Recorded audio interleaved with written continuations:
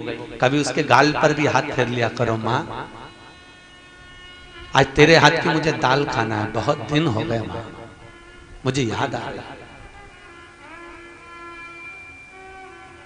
भगवान के मंदिर में जाने से जो पुण्य नहीं मिलेगा बच्चों, भगवान की चौखट पर जाने से वो सुख का अनुभव नहीं होगा।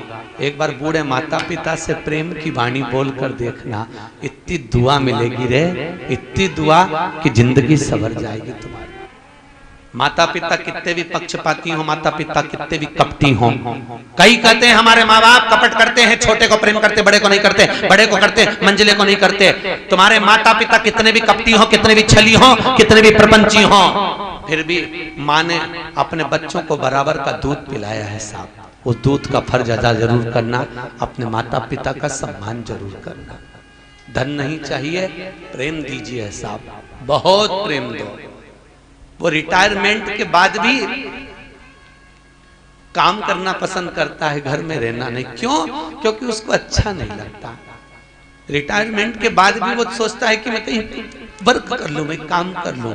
घर में रहता हूं ना, चिड़चिड़ देखकर, गुस्सा देखकर, बेटा आएगा पांव तोड़ेगा, कहीं कुछ करेगा, बहू आएगी तो सही से बोल नहीं पाती है। रिटायरमेंट के बाद भी वो अपनी पत्नी कहती है अब तो रिटायर होगा, चलो मेरे साथ। नहीं, मैं थोड़ा काम कर लूं। और बहुत संजोइए साहब, सब मिलेंगे। पति और पत्नी का जो संबंध है वो 7 जन्म का है, पर माता पिता का संबंध केवल 1 जन्म का है। ये दूसरी बार नहीं मिलते। पत्नी बार बार मिलेगी, तुम जितनी बार जन्म लोगे। 7 जन्म का संबंध है तुम्हारा पत्नी के साथ। माता पिता का संबंध 1 जन्म का होता है, 1 जन्म का। भगवत भक्ति में डूबो, भगवान आपको खूब समृद्धि, वैभव, धन से परिपूर्ण करेगा। सुख का अनुभव तब हो। रुक्मणी महारानी हसली में भगवान के प्रतिबिंब को देख रही है। विश्वास दृढ़ होना चाहिए, भरोसा प्रखर होना चाहिए।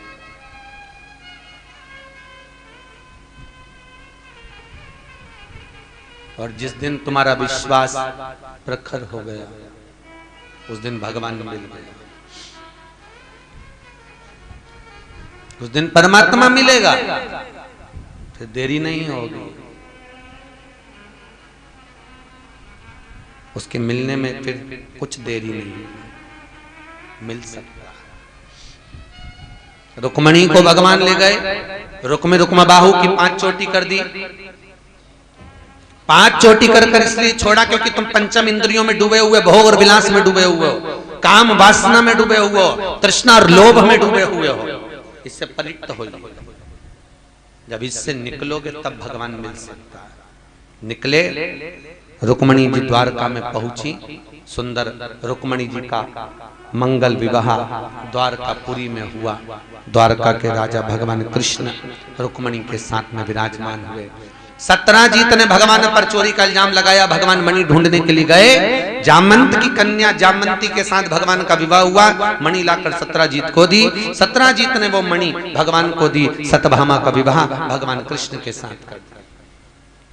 सत्यभामा प्रदान कर, मंगल विवाह हुआ। समय आया, प्रद्युम्न का जन्म हुआ। शम्रासुर ने उसको समुद्र में फेंका, मछली ने निकला, काटा, बालक निकला। शम्रासुर के यहाँ पर प्रद्युम्न जो कामदेव है, इनकी पत्नी रति महामाया भोजन बनाने का काम करती थी।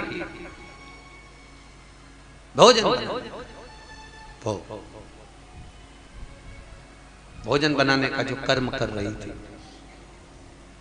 पति को पहचान कर उसको बड़ा करा, विद्या से शम्रासुर का वध करा। आगे जो चरित्र आया, सारी रानियों में अभिमान बढ़ता गया।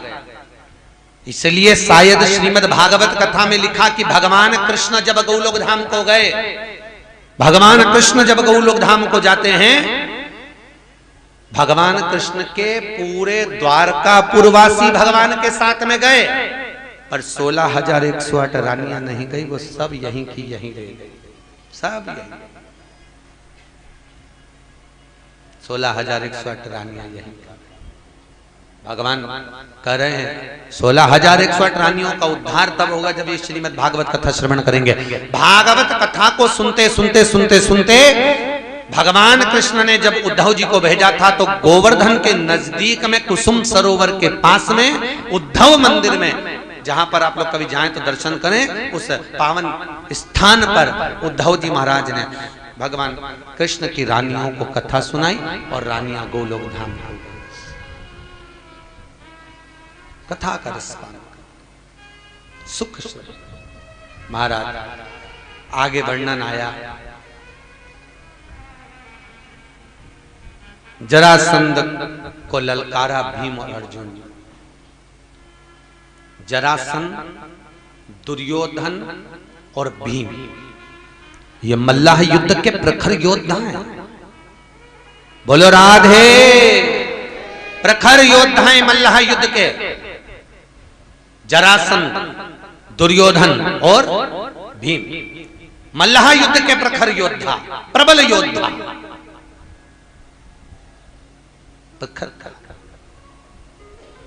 तीनों तप करने गए और तीनों जब तप करने के लिए गए तब साधना में जब लीन हुए तब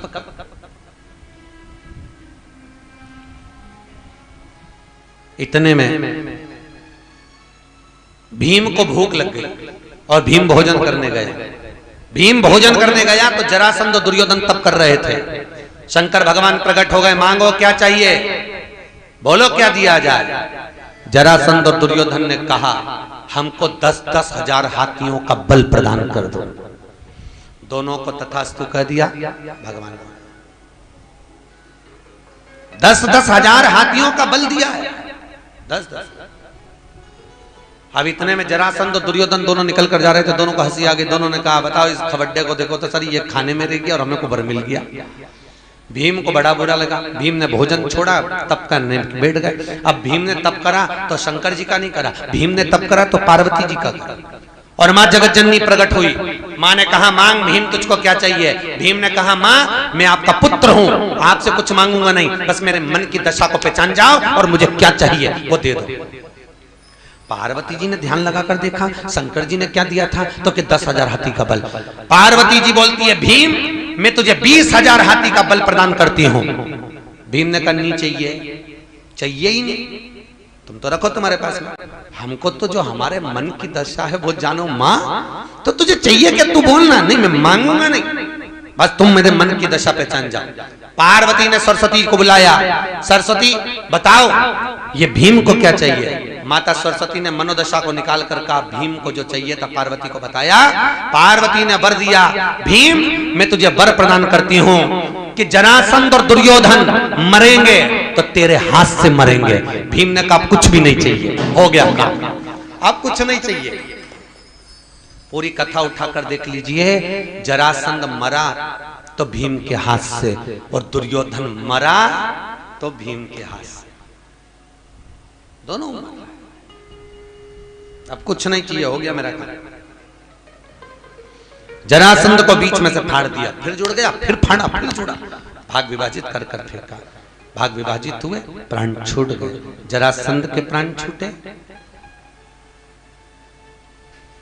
शिशुपाल की गालियां पूरी हो गई, उसके भी प्राण हरे। गाली देने वाले थोड़ा ध्यान रखें, हमेशा गाली देते समय एक डायरी अपनी जेब में रखें और एक पेन। जितनी गाली बकते जाओ उतनी लिखते जाओ। आज हमने ये वाली बकी, फिर गाली बको तो फिर लिख लो आज हमने ये वाली गाली दी। जब वो अपने बुआ के लड़के को नहीं छोड़ता तो तुम्हें छोड़ेगा। अरे बोलो तो शिशुपाल कौन था, भगवान कृष्ण की बुआ का लड़का भाई। जब वो अपनी बुआ के लड़के को नहीं छोड़ रहा गाली देने से तो तुम्हें कौन छोड़ देगा। तुम गाली बको पर एक डायरी अपनी जेब में रखो और लिखते जाओ। आज मैंने इसको ये वाली बकी एक, ये बकी 2, और जिस दिन पूरी सो उस दिन भेरू गया, गाली पूरी गया। अच्छा तुम सोच रहे होगे अभी तक तुमने कितनी सारी बकरी, तो हम तो गए नहीं, ना जाने कितनी भाई। हो सकता है शिशुपाल की 100 थी तो तेरी 1 लाख हो सकता है तेरी 1000 हो, तेरी 10,000 जाएगा।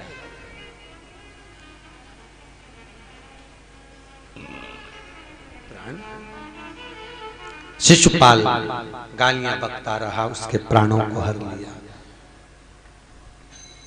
भगवान कृष्ण के मित्र है सुदामा।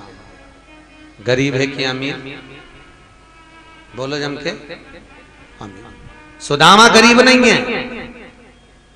कोई कथाकार अगर कोई कथा में कहे कि सुदामा गरीब था तो पहले पूछ लेना सुदामा गरीब कब था।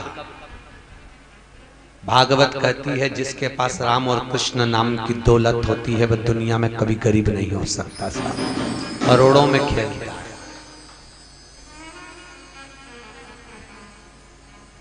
अमीर किसको कहते हैं? मालामाल व्यक्ति। अरे बोलो तो सही, सही है कि गलत है? अरे बोलो जम के सही है। मालामाल व्यक्ति को अमीर कहते हैं। तो मालामाल बनने के लिए पहला शब्द कौन सा है? मालामाल। तो पहला शब्द कौन सा है? माला। इसके बाद माल। तो माला जपोगे तो माल आएगा। पर दुनिया के लोगों ने माल के चक्कर में माला को